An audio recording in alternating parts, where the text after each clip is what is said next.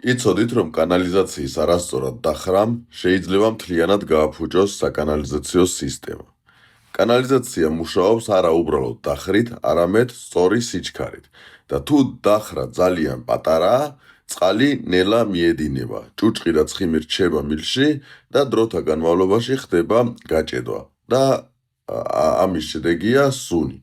მაგრამ კიდევ უფრო დიდი შეცდომაა ის, რომ ბევრი აკეთებს ძალიან დიდ დახრას.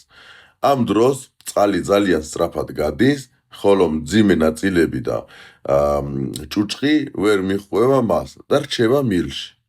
შედეგი იგივეა: დაგროვებული ჭუჭყი და გაჭედილი სისტემა.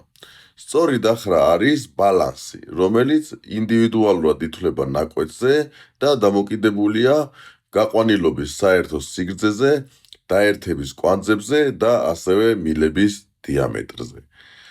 მაგალითად, 50 მმ-იანი მილისთვის საჭირო იქნება დაახლოებით 3 გრადუსი, ანუ 1 გრძივ მეტრზე 3 მეტრი.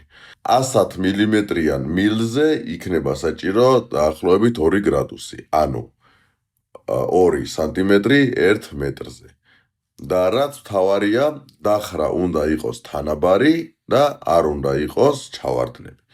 დიდი მადლობა ყურადღებისათვის, გამოიწერეთ ჩვენი გვერდი, აქ ვსაუბრობთ მშენებლობაზე მარტივი ენით, რაც შეეხება ჩვენთან თანამშრომლობას, გამოგვიგზავნეთ თქვენი პროექტის PDF ფაილი და დაგიცვლით ხარჯთაღრიცხვას.